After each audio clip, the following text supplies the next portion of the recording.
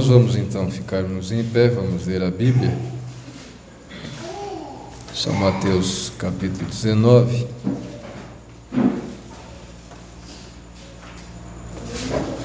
Verso 1 a 8, né?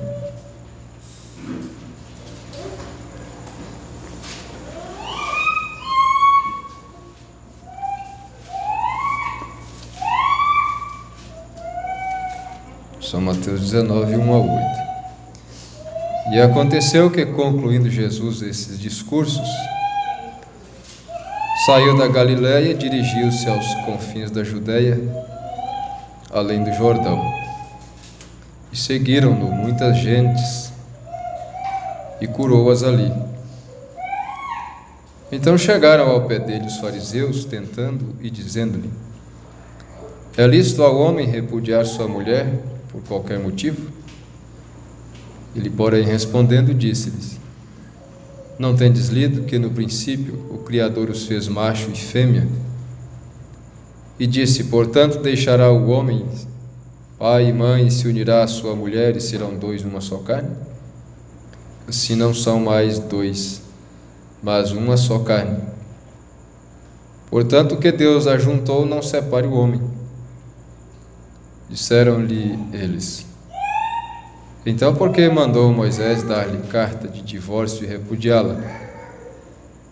Disse-lhes ele: Moisés, por causa da dureza do vosso coração, vos permitiu repudiar vossa mulher, mas ao princípio não foi assim. Nós te pedimos, ó Senhor Deus, que o Senhor nos ajude mais uma vez com a porção desta palavra, pois o próprio Senhor disse que ela é para aqueles que podem recebê-la. Nós pedimos a tua ajuda, então, para termos a capacidade de receber. Em nome de Jesus Cristo. Amém. Sentem-se, irmãos, nós vamos continuar meditando, estudando a mensagem Casamento e Divórcio, que traz muitos tópicos que estão todos ligados à vida conjugal, à família, num contexto geral. Todo assunto familiar está contido aqui, porque tudo está entrelaçado. E desde o último culto que nós tivemos, nós estamos nessa parte onde o profeta fala sobre o caráter. Uma coisa muito importante relacionada a casamento, a vida conjugal, a família, de uma forma geral. É o caráter. Caráter que não é um dom divino. O profeta ensina assim. Mas o caráter, ele é uma vitória. Ele é construído, né? Então não vamos pensar que alguém simplesmente nasce um bom caráter e o outro nasce um mau caráter. Mas diríamos que está mais para o lado de todos nascerem com um mau caráter. Porque nós aprendemos, quando nós nascemos com a natureza animalesca. natureza animal, é aqui da terra.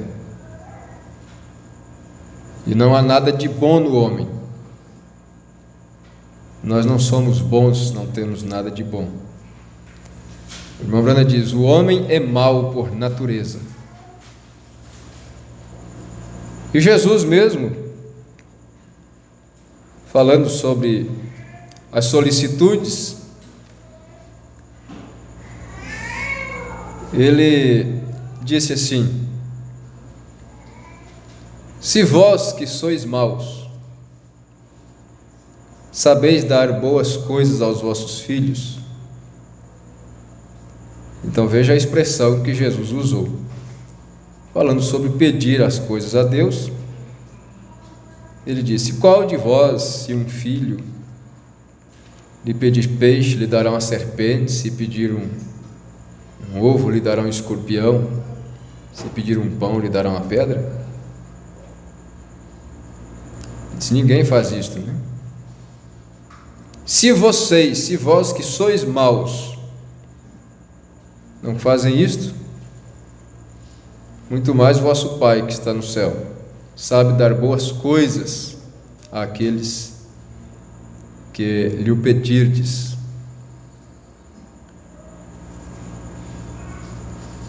Então veja só, nós devemos aprender isto e lembrar dessas coisas que são mínimas às vezes, nós esquecemos de guardá-las, né?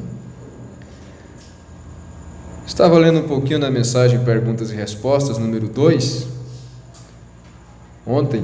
Eu não marquei isso, não trouxe isso para cá. O irmão Branham ensinando as pessoas, e perguntaram assim para o irmão Branham: presta atenção, parece que às vezes a gente está fugindo aqui, mas não é, tem a ver com família, decisões familiares. Então estamos dentro do assunto. E eles disseram assim: irmão Branham, nós queremos, perguntaram assim, por que não podemos vender nossa casa? Nós temos orado e jejuado e buscado, mas simplesmente não vendemos.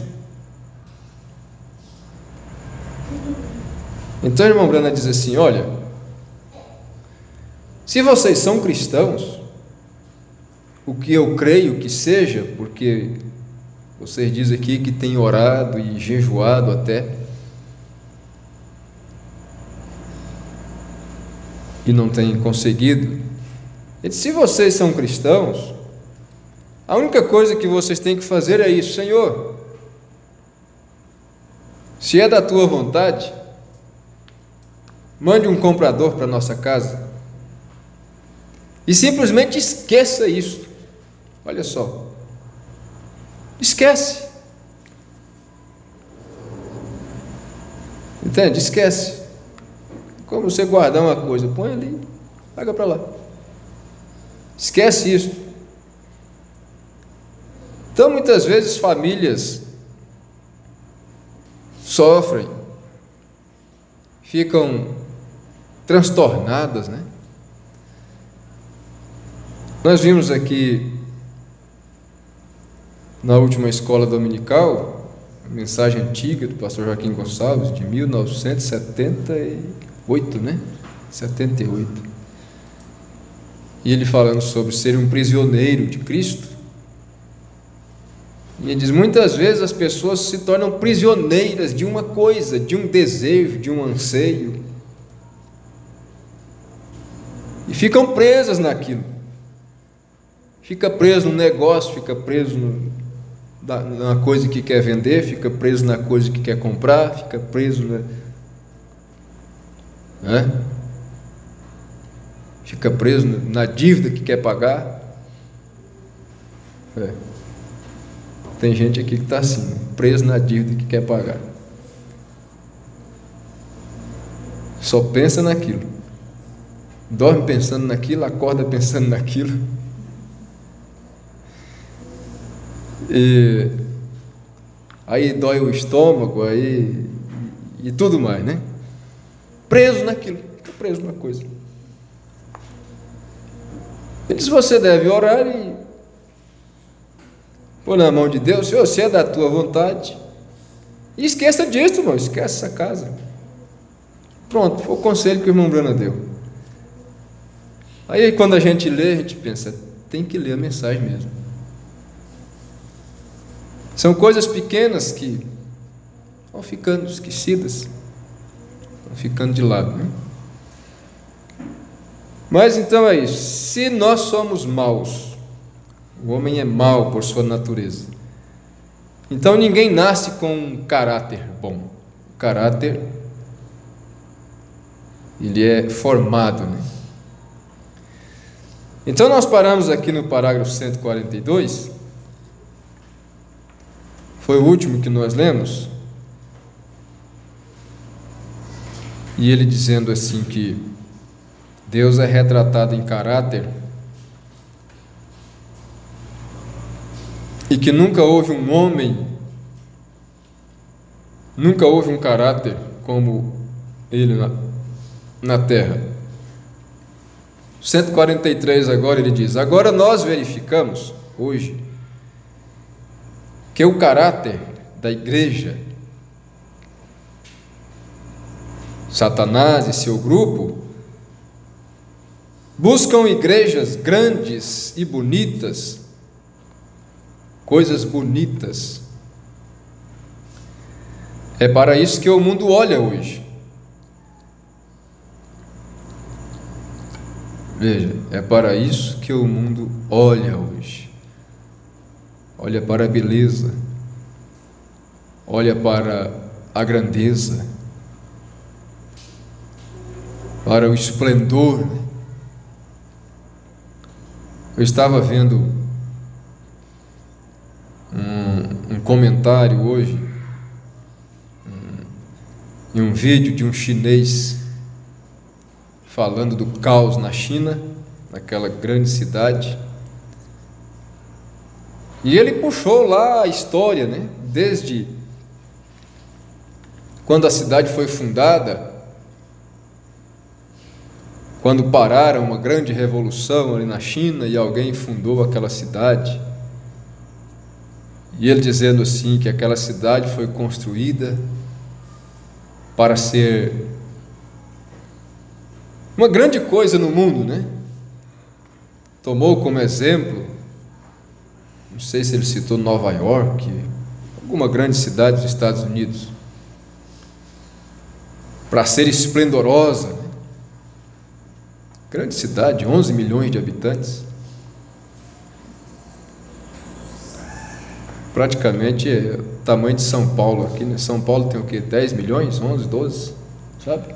É mais ou menos isso. Hã? Mais de 11. É mais ou menos o tamanho de São Paulo, então é grande cidade. Que aquela cidade foi construída para ser uma coisa muito brilhante, né? Em outras palavras, esplêndida, magnífica. E o caos que aquilo está hoje. Mas o ser humano não aprende. Não aprende. As pessoas continuam buscando essas coisas. Eu ouço as pessoas aqui numa cidade como essa reclamando que essa cidade não tem nada. Essa cidade não tem um lugar de, como é que é a expressão? Um lugar de lazer.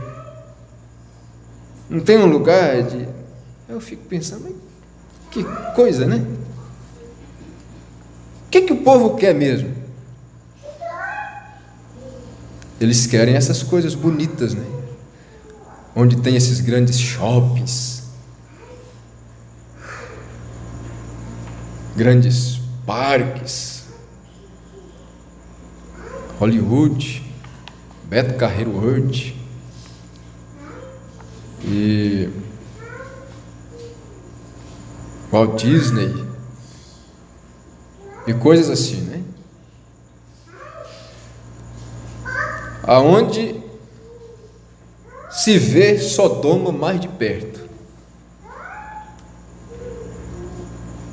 O irmão estava me dizendo que foi numa certa cidade aí e que a menina dele ficou assustada.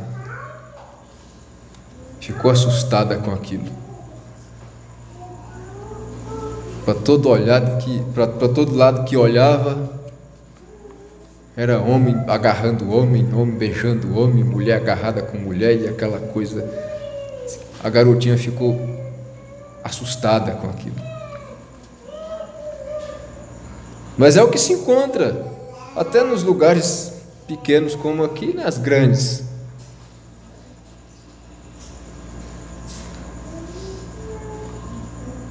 Depois estão lá morrendo debaixo dos morros lá, né? Que tem que ir para a cidade grande em busca de progresso, evolução, sai do Nordeste para ir para São Paulo, para ir morar nas periferias, no pé dos morros, e morrer soterrado lá. É isso que elas conseguem.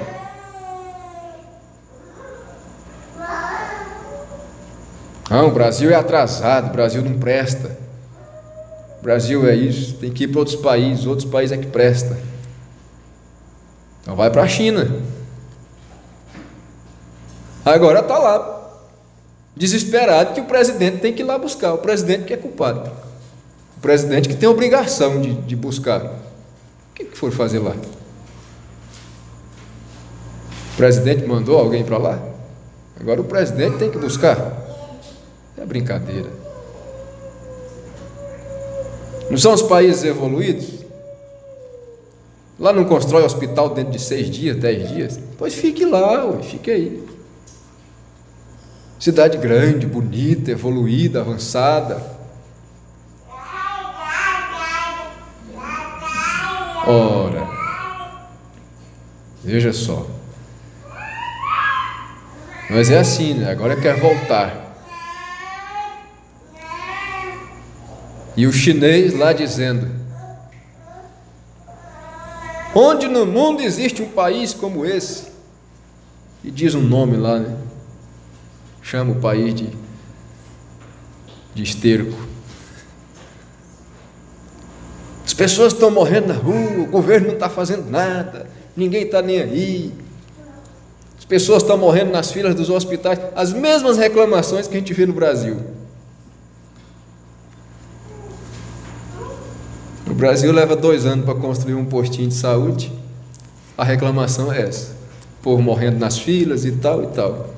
Na China eles constroem 2 hospitais com 1000 leitos cada um dentro de 10 dias e a reclamação é a mesma. O chinês dizendo: eu quero espalhar isso no mundo, fazer uma revolução aí na comunicação, para produzir uma pressão nos nossos governos, porque simplesmente estão deixando o povo morrer aí. Fiquei pensando, que coisa, né?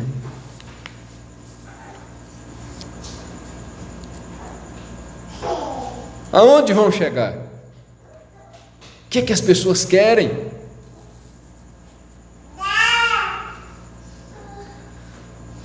Elas querem beleza, querem lugares bonitos, lugares grandes, grandes construções, grandes comércios. Elas nunca leram Ezequiel 28.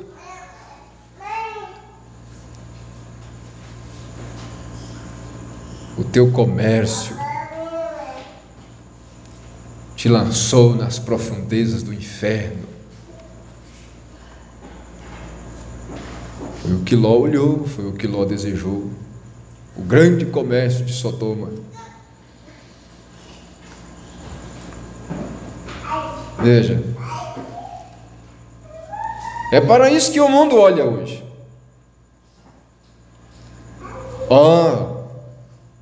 É o pastor, o grande, assim, assim, vezes assim, assim.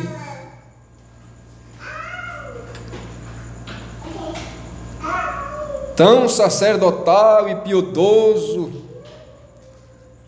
sai com seus grandes trajes cerimoniais e coisas assim, chamam isso de beleza.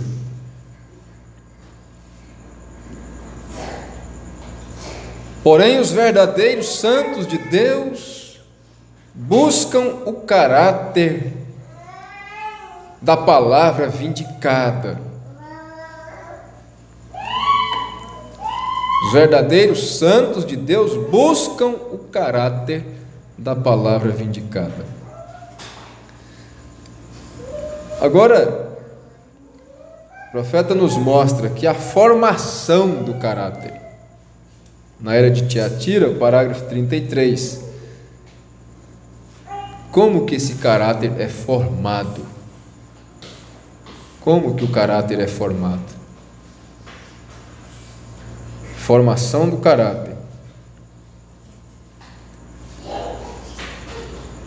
Parágrafo 33, era de Tiatira. Eu conheço a tua fé. Agora, ele não diz aqui como disse a igreja de Pérgamo: tu retens a minha fé. Ele não está falando acerca de sua fé agora, mas ele os está elogiando por sua fidelidade.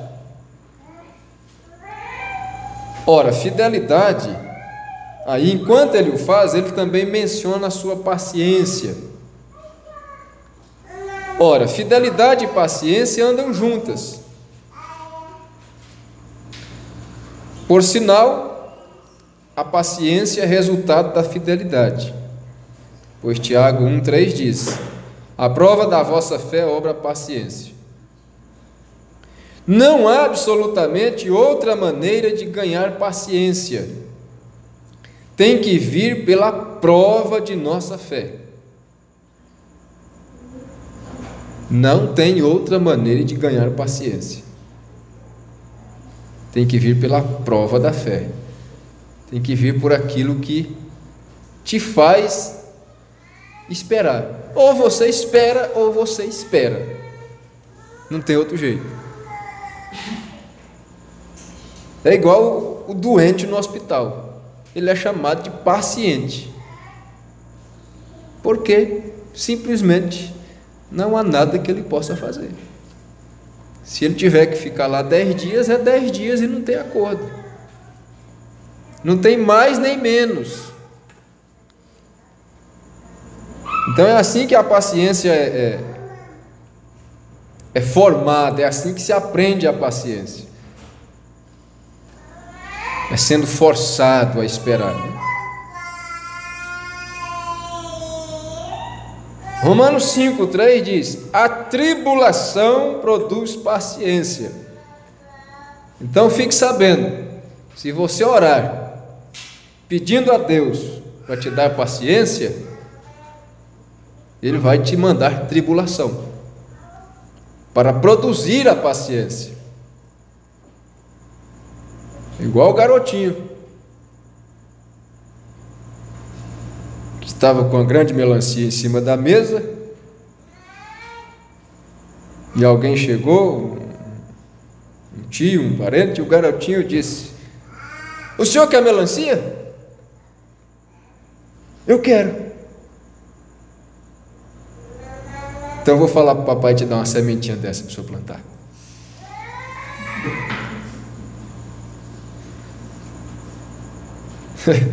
Veja só. Você quer paciência? Deus vai te dar a sementinha da paciência. Tribulação é a semente para produzir paciência. Veja, não há outra maneira, tem que vir pela prova da fé. Tribulação produz paciência. Quão altamente Deus considera este aperfeiçoamento de nossa paciência é visto em Tiago 1,4. Ele diz: tenha, porém, a paciência, a sua obra perfeita. Calma aí, nós vamos chegar no caráter. Para que sejais perfeitos e completos, sem faltar em coisa alguma. Mas como nós gostaríamos de não faltar em coisa alguma, hein? O verdadeiro crente, o desejo do crente é esse, é não faltar em coisa alguma, é não falhar, é não ser falto, né? Porque ser achado em falta é uma coisa terrível. A mão escreveu na parede para Belsazar: pesado foste na balança e foste achado em falta. Então nós não queremos faltar, mas para sermos perfeitos, sem faltar em coisa alguma, é necessário que tenhamos uma paciência perfeita. E essa paciência perfeita é produzida pela tribulação, pela prova de fé.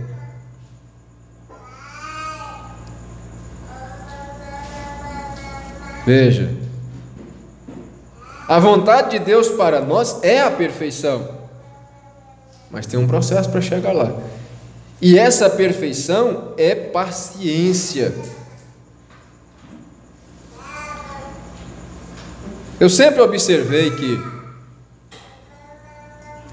a paciência é o degrau que nos leva para ser como Deus, que é a piedade, lá na estatura do varão perfeito. Você tem fé, tem virtude, tem conhecimento, tem temperança. Aí chega na paciência. Por que a paciência não vem antes? E a Bíblia nunca disse: tenha a fé sua obra perfeita, ou tenha a virtude sua obra perfeita, ou tenha a temperança ou o conhecimento sua obra perfeita. Mas quando chega na paciência, a Bíblia diz: tenha, porém, a paciência a sua obra perfeita. Tem que saber esperar, tem que ter paciência. Mas não é essa paciência forçada, murmurando, xingando e brigando e se irritando. Que seja perfeita a sua obra. Então tudo isso aqui pode ser aplicado na vida familiar, a vida conjugal. Tudo isso aqui, ó. Veja, tem muitas coisas que têm que ser esperadas. Não adianta querer começar de cima. Hoje eu estava pensando,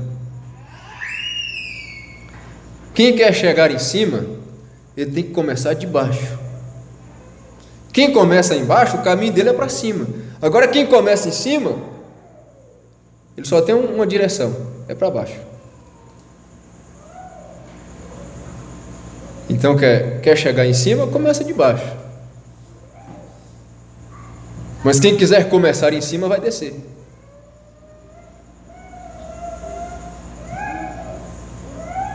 É uma ordem reversa, né? Inverte a coisa, né? Aí não é como na matemática, a ordem do fator não altera o produto, aí altera. Se começar de cima, vai descer. Agora, se começar embaixo,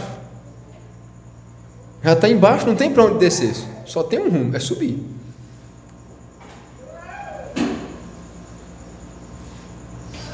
E família tem que crescer assim,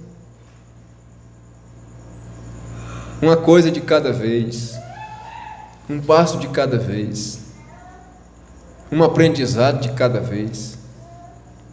As crianças têm seu tempo para cada coisa. Elas têm o tempo para cada coisa.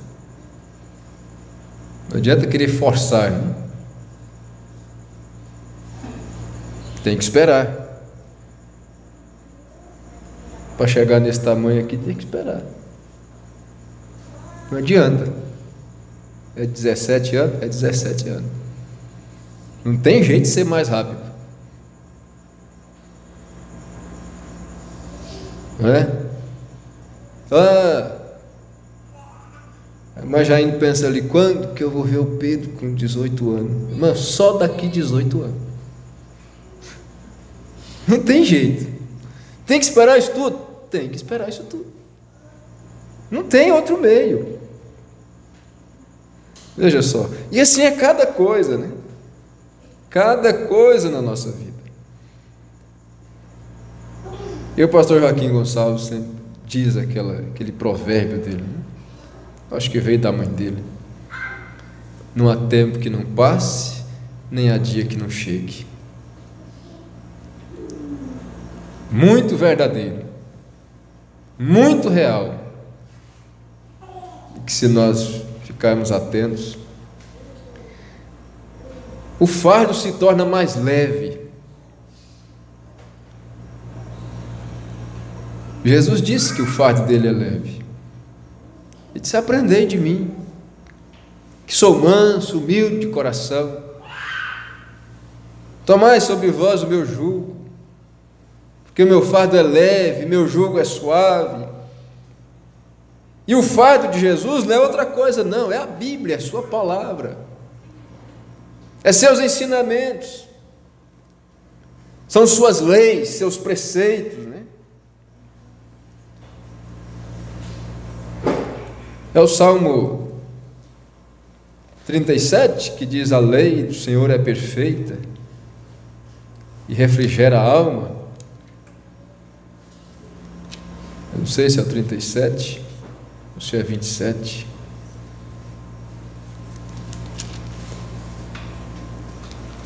Ela é suave, ele é leve.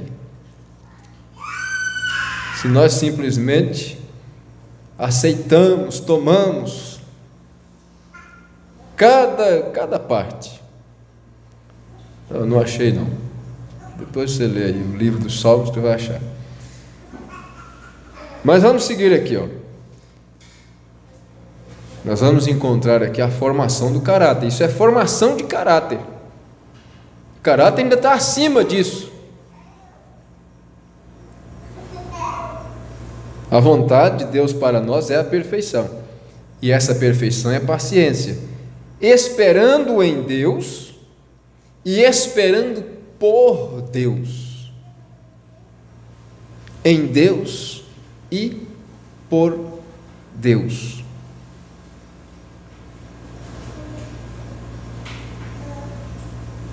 Esperando em Deus e por Deus. Veja só.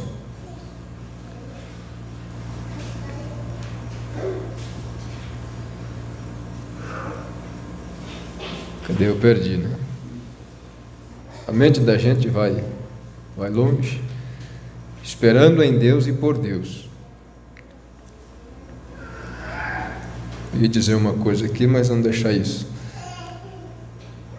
Esse é o processo de desenvolvimento do caráter. Processo de desenvolvimento do caráter. Veja só.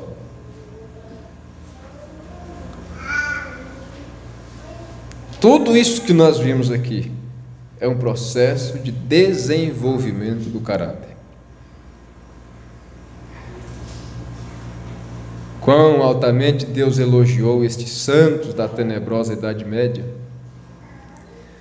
pacientes como cordeiros levados ao matadouro, eles serviram a Deus fiel e amorosamente.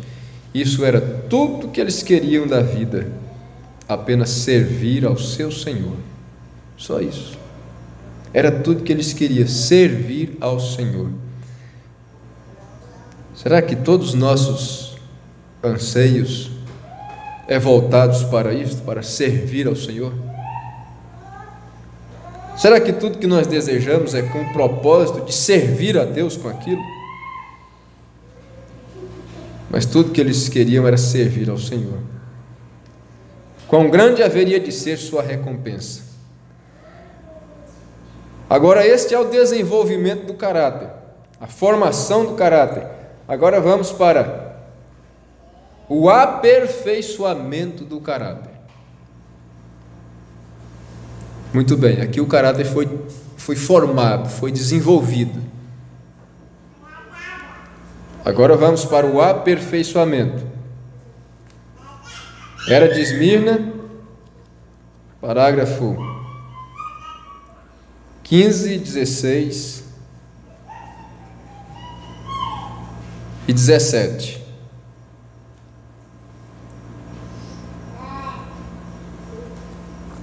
Será que vai dar para ler tudo? É grande, né? Parágrafo 15. Ora, o Senhor Deus Todo-Poderoso diz: eu sei. Eu sei. O irmão Abel pregou aqui um pouquinho para nós, né? Aquele dia ele falou sobre isso. Eu sei. Você está passando por isso, por aquilo, fala com Deus e diz: eu sei.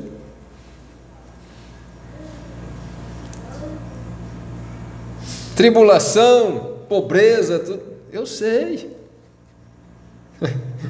Eu sei. Eu sei o que você está passando. Eu sei tua pobreza, tua tribulação, tua angústia. Eu sei, eu sei, eu sei. É isso que ele diz: eu sei. Lá está ele andando no meio do seu povo. Lá está ele, o sumo pastor do rebanho. Porém, ele retém a perseguição.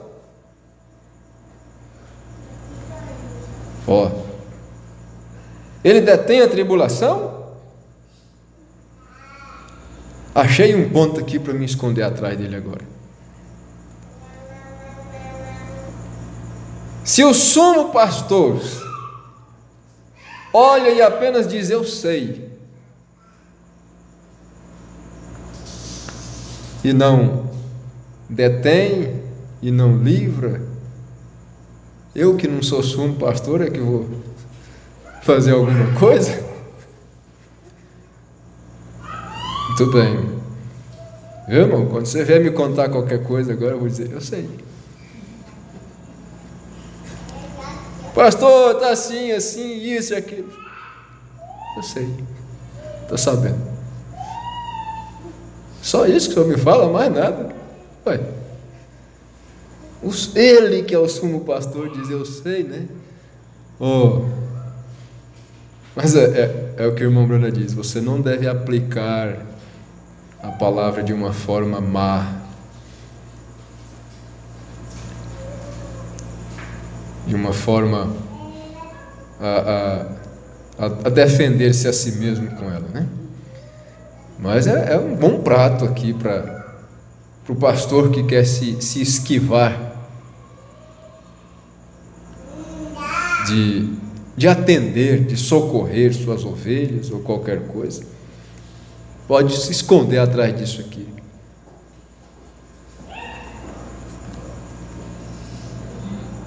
Ele detém a tribulação? Não, ele não faz. Ele simplesmente diz: eu sei a tua tribulação. Eu não estou de maneira nenhuma desatento ao teu sofrimento. Que pedra de tropeço isto é para tantas pessoas. Como Israel, elas têm dúvidas se Deus realmente as ama. Como pode Deus ser justo e amoroso se Ele fica de lado e observa seu povo sofrer? Isso é o que eles perguntaram em Malaquias 1:1-3, peso da palavra do Senhor contra Israel, pelo ministério de Malaquias. Eu vos amei, diz o Senhor, mas vós dizeis: em que nos amaste? Não foi Esaú irmão de Jacó?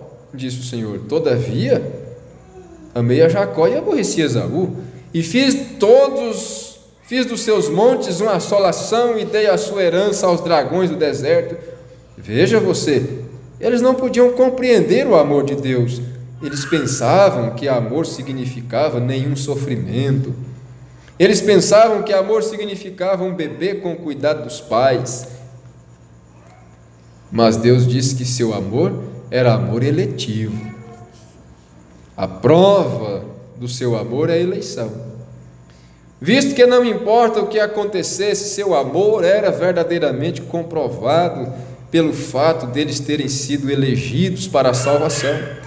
Por vos ter Deus elegido para a salvação e santificação do Espírito e fé da verdade, Ele pode entregar você à morte,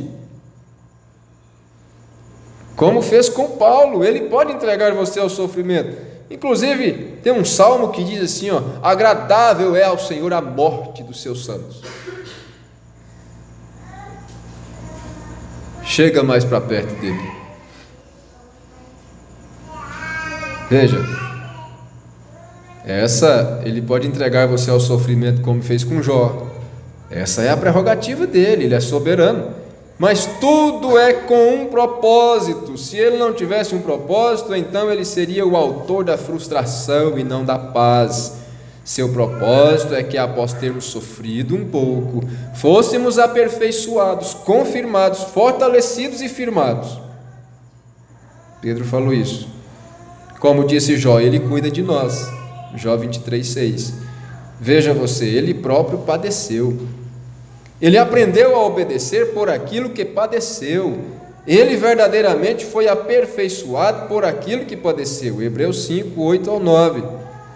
Ainda que era filho, aprendeu a obediência por aquilo que padeceu. Veja, aprendeu a obediência por aquilo que padeceu. Só aprende a obedecer com sofrimento. E sendo aperfeiçoado, veio a ser a causa de eterna salvação para todos os que lhe obedecem. Em linguagem clara, diz o profeta, o próprio caráter de Jesus foi aperfeiçoado pelo sofrimento. Então o caráter é formado pela tribulação e aperfeiçoado pelo sofrimento. O próprio caráter de Jesus foi aperfeiçoado pelo sofrimento. E de acordo com Paulo, ele deixou para a sua igreja uma medida deste sofrimento, para que eles também, por meio de sua fé em Deus, enquanto padecendo por ele, chegassem a um lugar de perfeição. Está escrito lá em Gênesis 3:15. Tu lhe ferirás a cabeça e ela te ferirá o calcanhar. Irmã Branda diz, aquilo significa que sempre haverá uma aflição para a igreja. Sempre haverá. O diabo estará no encalço,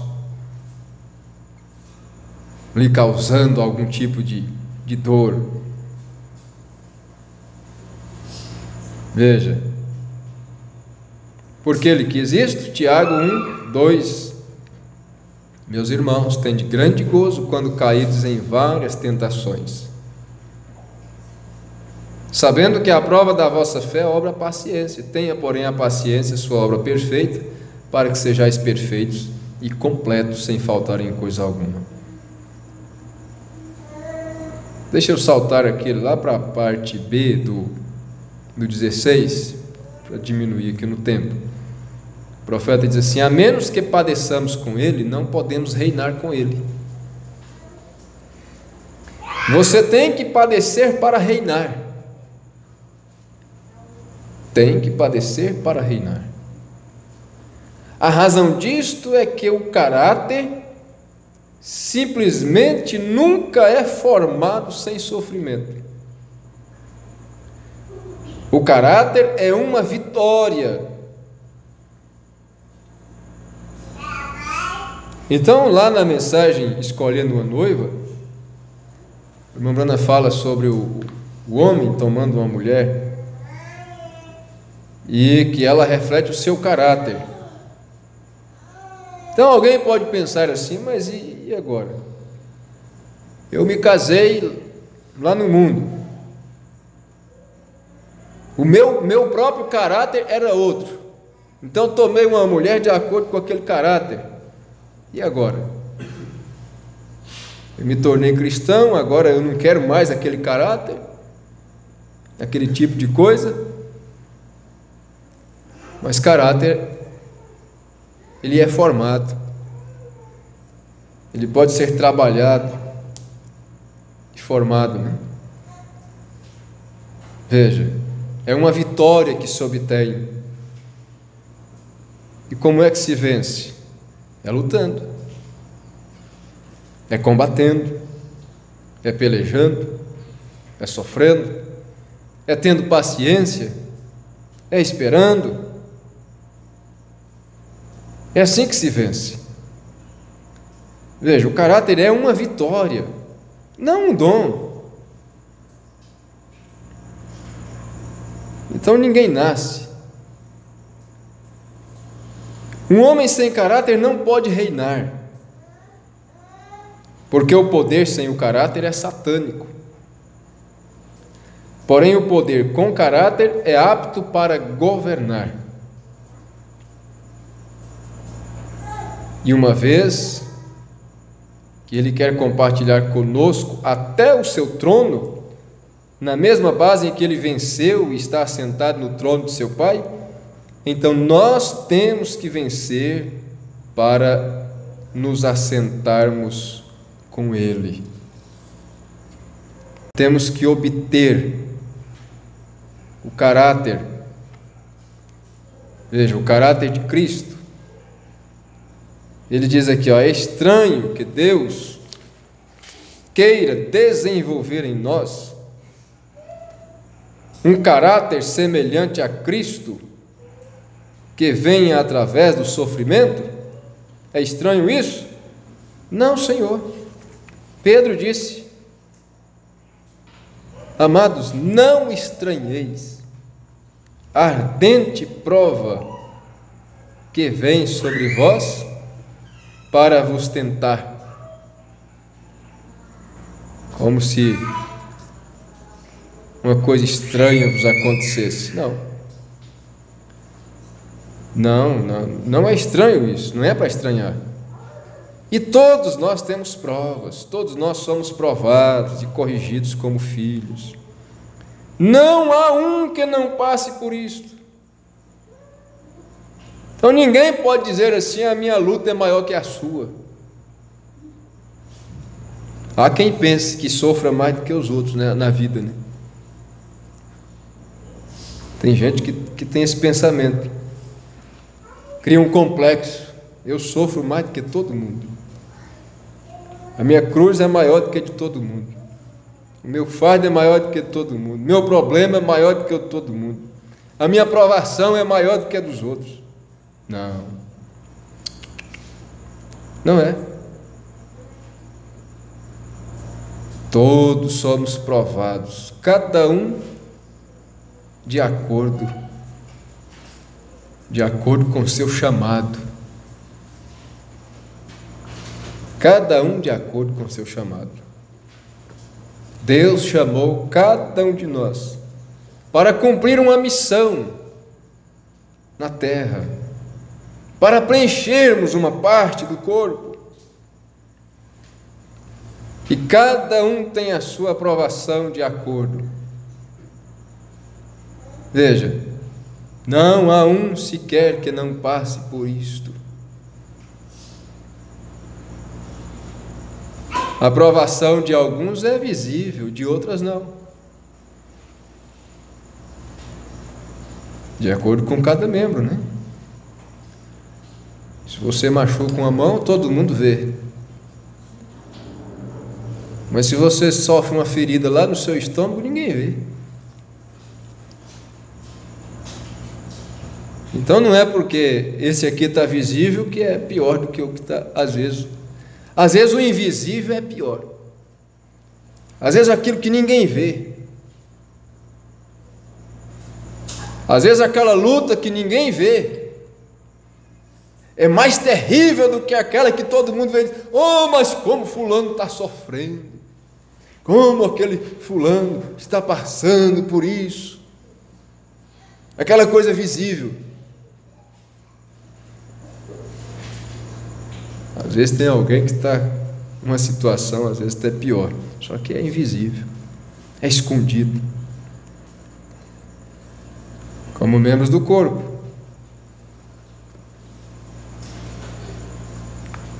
Então, assim, são famílias. Mas aquela família não tem problema. Aquela outra família é problemática. A diferença é que os problemas de um é visível e da outra é invisível. Ninguém está vendo. Às vezes a diferença é só essa, né?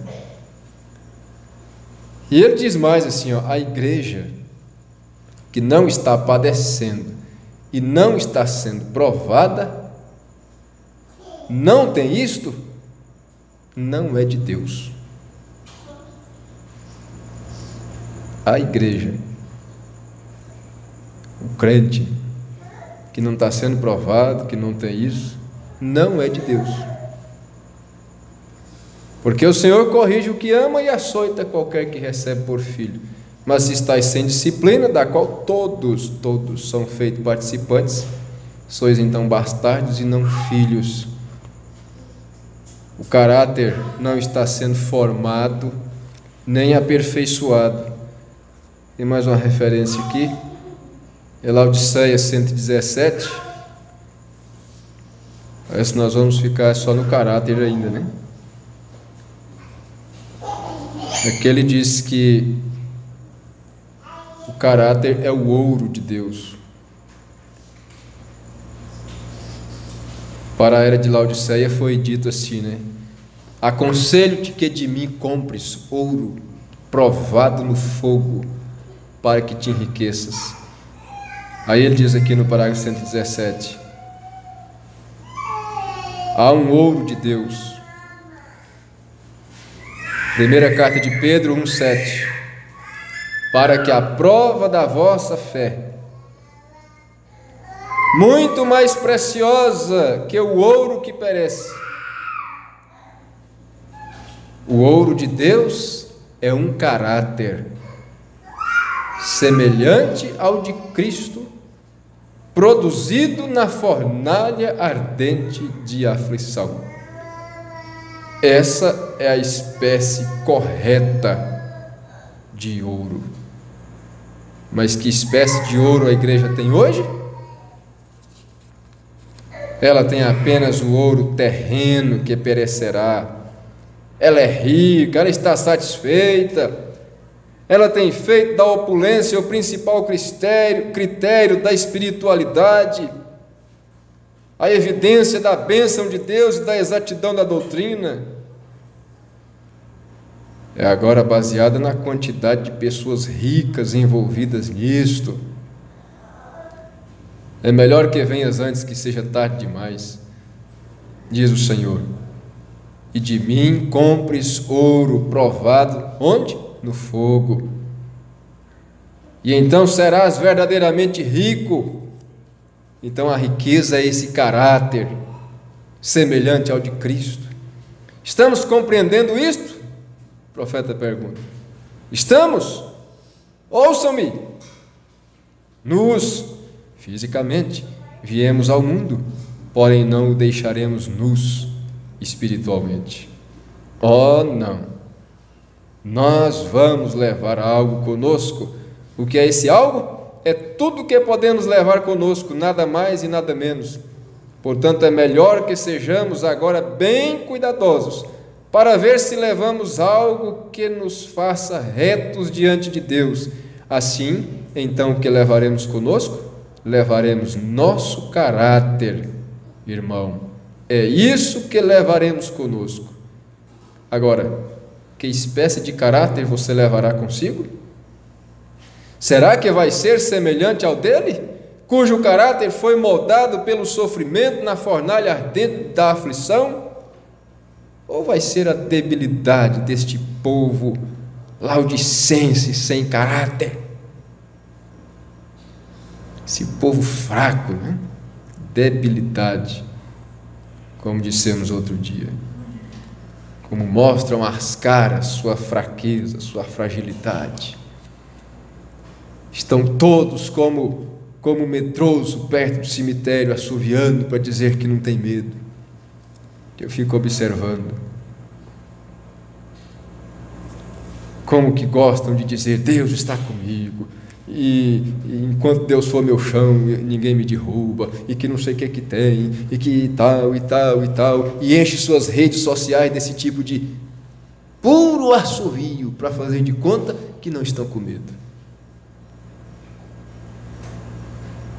Quando eu vejo esse tipo de coisa, eu digo: aí está uma demonstração de fraqueza, de debilidade, de caráter, de fé.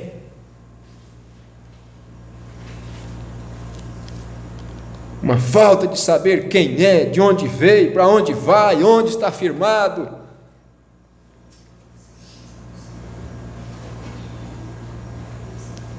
Usam a Bíblia como é que chama? Como palavras de coach. A moda agora é coach, né? Todo mundo virou coach, todo mundo e tem que assistir coach e usam a Bíblia, palavras de encorajamento, palavras de autoestima, palavras de... Não mostra outra coisa senão uma raça fraca, uma geração fraca, inútil.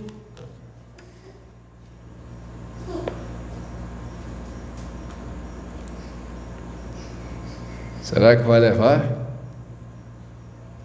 Vai ser semelhante ao caráter dele, cujo caráter foi moldado pelo sofrimento na fornalha ardente da aflição?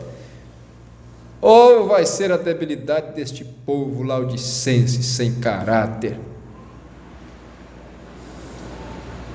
que gostam de palavras de encorajamento, até mesmo tiradas da Bíblia, mas obedecer à Bíblia ninguém quer. Viver o que está escrito aqui ninguém quer.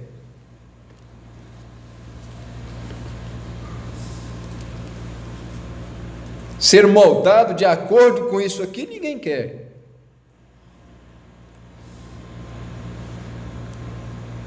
Fala-se tanto em família, defesa da família, mas blindar essas famílias com a palavra de Deus ninguém quer.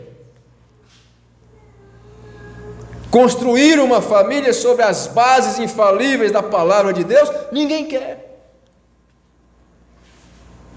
Sobre respeito, sobre moral, não quer. Fala-se tanto em família, defesa da família e em prol da família.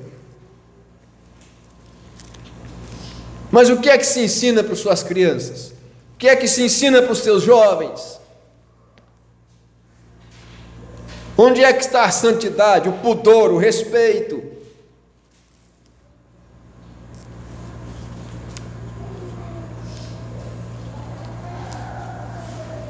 Ensina esses jovens a resistirem às tentações, como disse Paulo para Timóteo: foge dos desejos da mocidade, dedica-se à palavra, tem cuidado de ti, da doutrina, medita nestas coisas, ocupa-te nelas. Como será que foi o lar de Timóteo, a família de Timóteo?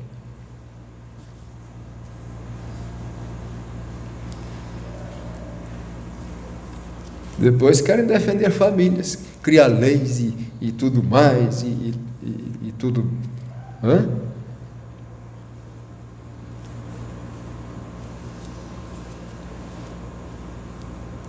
Debilidade deste povo laodicense, sem caráter. A gente fica admirado. É igual a Bíblia diz: dizendo-se sábio, tornaram-se loucos, né? Aí você vê homens tão sábios, oferecendo sabedoria para todo mundo. Eu vou te ensinar a ficar rico, eu vou te ensinar isso, eu vou te ensinar aquilo. Você vai ver, não dá conta de ter um lar, de formar uma família. Já casou e divorciou não sei quantas vezes. Não dá conta de manter uma família unida. Quer ensinar os outros a ficar rico, quer ensinar os outros a administrar a empresa, quer ensinar...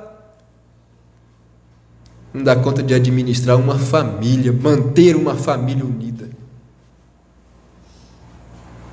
É a podridão de Laodiceia. E acham-se os sábios, os grandes, os inteligentes e tudo mais. Oh, cristão, você tem que saber filtrar o que você ouve, o que você aprende. Volta a bater no que Paulo disse lá: sabendo de quem o tens aprendido. De quem que você está aprendendo?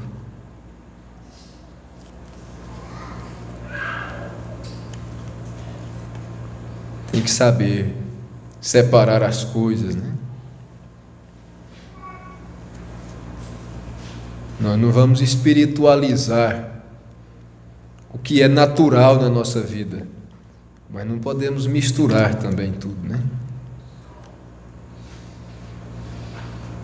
Depende de cada um de nós, porque naquele dia cada qual levará a sua própria carga.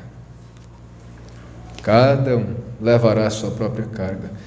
Nós ficamos aqui no caráter. Não deu para sair do caráter, não. Veja, porém os verdadeiros santos de Deus buscam o caráter da palavra vindicada. Foi isso que os santos fizeram naquele dia, quando viram Jesus.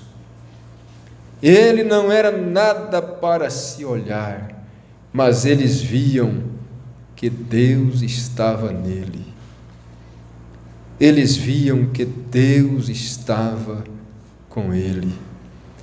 Foi assim que aqueles, Joabe e aquelas personalidades com Davi, um sujeito pequeno, porém eles viram o homem que estava nele, viram o homem que estava nele, eles viram que Deus estava nele, e eles sabiam que ele chegaria ao poder algum dia. Um matou aqueles outros 5 irmãos de Golias sozinho, um matou 300 homens. Quando algumas mulheres estavam colhendo um pouco de feijão para o jantar, e o exército tinha ido embora, e ele apanhou uma lança e matou 300 homens filisteus. Caráter. Por quê? Eles permaneceram exatamente ao lado de Davi. Eles sabiam que a unção estava sobre ele, e eles sabiam que ele chegaria ao poder. Um puro retrato da igreja hoje, que permanecerá ao lado da palavra. Nós sabemos que ela será feita vindicada, nós sabemos que ela chegará ao poder algum dia. Apesar de Saul, e ele era um fugitivo das demais nações, porém eles sabiam que ele chegaria ao poder. Nós sabemos que ele, Jesus, chegará ao poder também, de modo que tomamos essa palavra e permanecemos aí mesmo, sem importar o quanto custe. Se tivermos de cortar filisteus ou saltar numa cova e matar um leão, como um fez, nós iremos de qualquer maneira. Se tiver que lutar com a espada até a mão ficar grudada nela, como um deles fez, quando ele parou, a mão não saía mais, a espada não saía da mão. Tiveram que pegar os dedos dele assim e abrir um por um assim, para poder a espada sair da mão dele.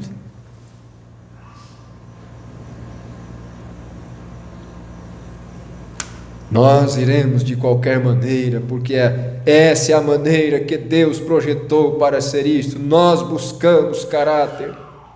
Talvez você me pergunte agora, por que Ele permitiu ela ser projetada desta maneira? Eu não quero tomar demasiado tempo, porque eu tenho muito mais para dizer aqui. Porque a pergunta pode se levantar então: por que Deus fez esta mulher assim? Por que Ele permitiu ser assim? Foi por seu próprio beneplácito, certamente. Tudo quanto Deus fez foi de acordo com o seu propósito. Nada está fora de lugar. Se tem alguma coisa fora de lugar, somos nós que não tomamos nossa posição ao lado da palavra que regerá todas as nações com vara de ferro. Mas convém-nos batalhar por isto, defender isto, custe o que custar, obter este caráter por causa desta palavra, porque ela regerá as nações com vara de ferro, e todos os que permanecem com ela estarão com ela. Reis, a Bíblia assim nos disse. Nós temos que parar, né? Deus continue nos ajudando a compreender estas coisas, que a nossa fé seja mais firme, mais forte, talvez não tão grande, mas firme e forte, genuína. É como o grãozinho de mostarda, né? Se tiverdes fé como um grão de mostarda, não é o tamanho, mas é a genuidade dela.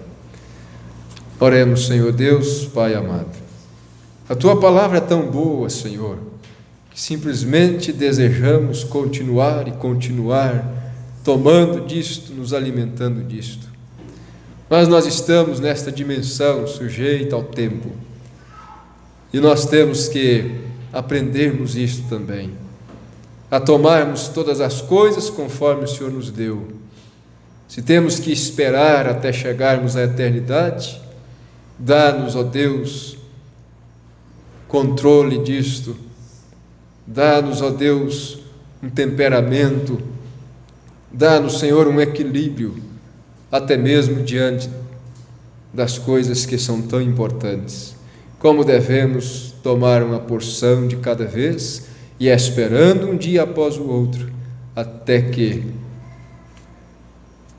o tempo encontrar-se-á com a eternidade, para estarmos sempre na presença do Senhor. Que a Tua mão continue sobre cada um de nós. É a nossa oração, é a nossa petição. Em nome de Jesus Cristo. Amém. Amém. Deus abençoe a todos. Amanhã às 8h30 da manhã, se o Senhor nos permitir, estaremos aqui para mais uma escola. É mais uma, porque mais escola do que isso, não é? É a escola sabatina. Amanhã é a escola dominical. Amém. Deus abençoe.